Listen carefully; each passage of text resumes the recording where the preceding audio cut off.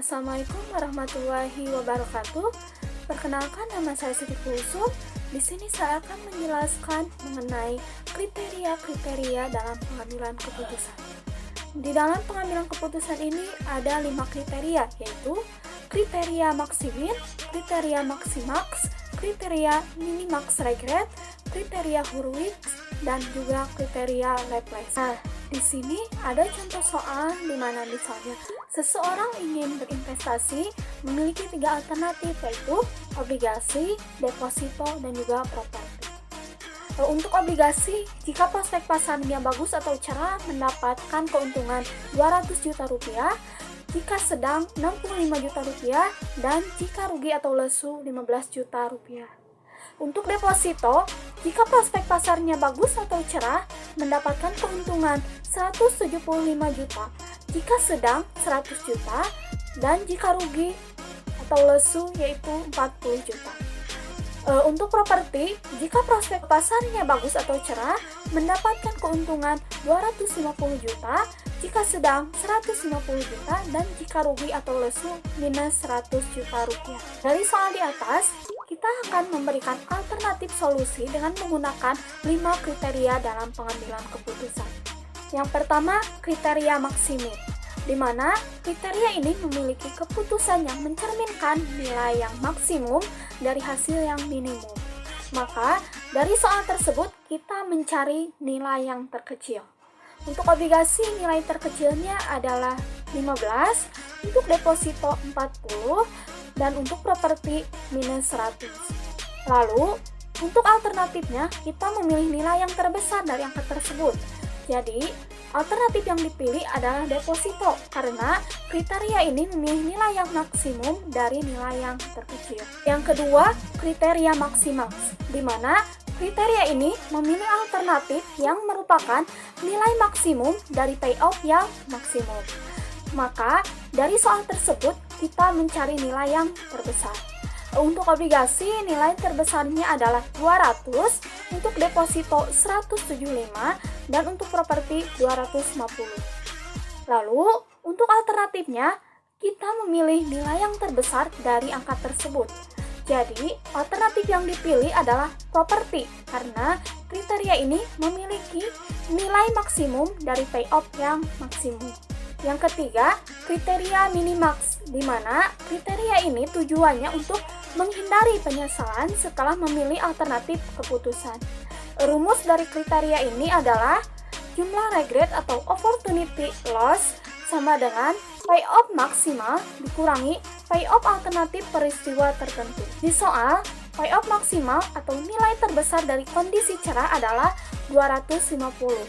Sehingga 250 dikurangi 200 sama dengan 50, 250 dikurangi 175 sama dengan 75, dan 250 dikurangi 250 sama dengan 0. Untuk kondisi sedang, nilai terbesarnya adalah 150. Sehingga 150 dikurangi 65 sama dengan 85, 150 dikurangi 100 sama dengan 50, dan 150 dikurangi 150 sama dengan 0. Untuk kondisi lesu, nilai terbesarnya adalah 40. Sehingga 40 dikurangi 15 sama dengan 25, 40 dikurangi 40 sama dengan 0, dan 40 dikurangi minus 100 sama dengan 140. Dari perhitungan tersebut, cari nilai yang terbesar. Di sini, untuk obligasi nilai terbesarnya adalah 85, untuk deposito nilai terbesarnya adalah 75, dan untuk properti nilai terbesarnya adalah 140. Setelah itu, untuk alternatifnya, kita memilih nilai yang terkecil dari nilai tersebut, karena untuk menghindari penyesalan setelah memilih alternatif tersebut. Sehingga alternatif yang dipilih adalah deposito. Yang keempat, kriteria Hurwitz, di mana kriteria ini pengambil keputusan tidak sepenuhnya optimis dan pesimis, sehingga hasil keputusan dikalikan dengan koefisien optimisme untuk mengukur optimisme pengambilan keputusan.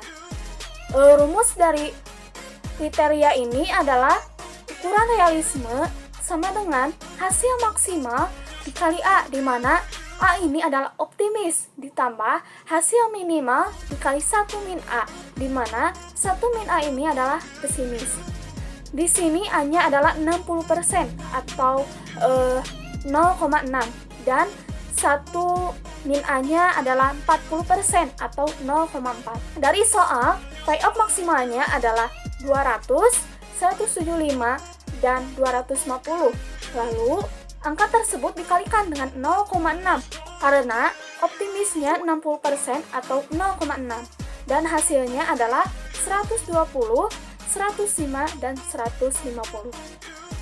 Selanjutnya, di soal, payoff minimalnya adalah 15, 40, dan min 100.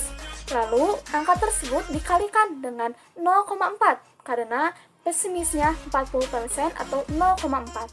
Dan hasilnya adalah 6, 16, dan min 40.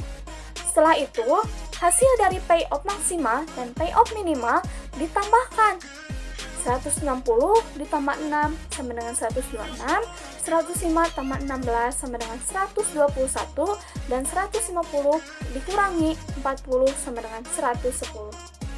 Untuk alternatifnya, kita memilih nilai yang terbesar dari angka tersebut, sehingga alternatif yang dipilih adalah obligasi karena nilainya yang paling besar.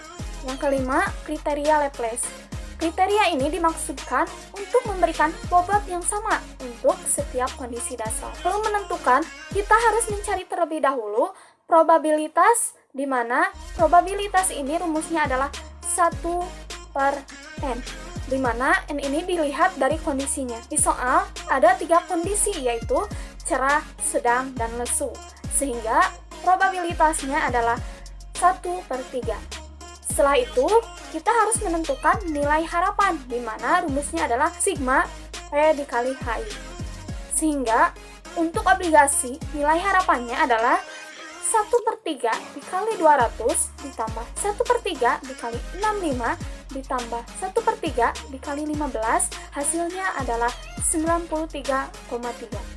Untuk deposito, nilai harapannya adalah 1/3 dikali 175 ditambah 1/3 dikali 100 ditambah 1/3 dikali 40, hasilnya adalah 105.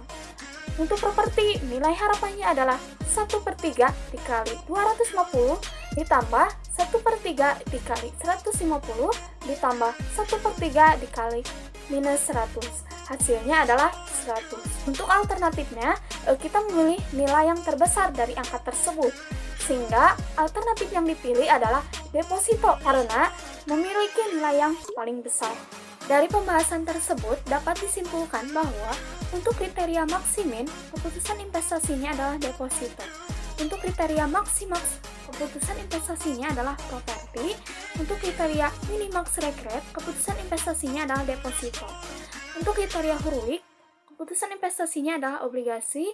Dan yang terakhir, untuk kriteria Laplace, keputusan investasinya adalah deposito.